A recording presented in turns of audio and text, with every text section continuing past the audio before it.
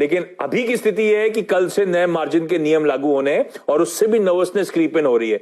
अभी नए मार्जिन के नियम क्या है और क्यों बाजार नर्वस हो रहा है, इसके लिए सुमित के पास चलते हैं। सुमित, क्या अपडेट है, क्या डिटेल्स हैं?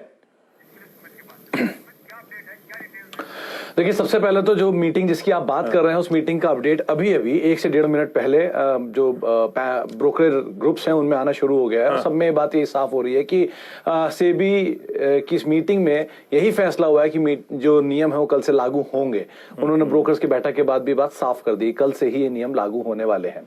तो खैर ये एक बात थी, लेकिन दूसरी बात, ये नियम है क्या? अब तक क्या होता था कि हम कभी भी कोई शेयर खरीदते हैं या बेचते हैं तो उसके ऊपर हम एक मार्जिन मांग लेते हैं ब्रोकर से, जो ब्रोकर अपने पास से देता है, उसके बदले में वो हमसे चार्ज वगैरह लेता है या फिर निवेशकों से चार्ज लेता था। लेकिन अब ये बात साफ हो गई, कोई भी मार्जिन नहीं होगा। अगर आपके पास मार्जिन है तो आप पैसा, जितना पैसा है वो आप डालें और उसके ऊपर आप ट्रेड करें। नया पैसा ब्रोकर्स की साइड से आपको नहीं मिलेगा मार्जिन के तौर पे, पहली चीज।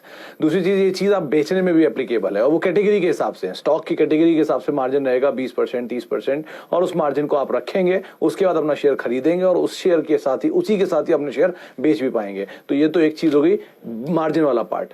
दूसरा, पावर ऑफ अटॉर्नी को लेकर सेबी ने 2016 से 19 के बीच में कई ऐसे मामले आए थे जहां पे कई अनियमितता पाई गई थी। उसके मद्देनजर ये बात तय कर दी गई है कि पावर ऑफ अटॉर्नी को भी हटाया जाएगा। पावर ऑफ अटॉर्नी अब नहीं होगी, ताकि जो इस्तेमाल करते थे ब्रोकर पावर ऑफ अटॉर्नी और उसके जरिए वो शेयर बेच देते थे क्लाइंट की बिना जानकारी के, उस तरह की चीजों को अब रोक दिया जाए, वो ना हो। तो ये एक और पार्ट है जिसको हटाया गया है।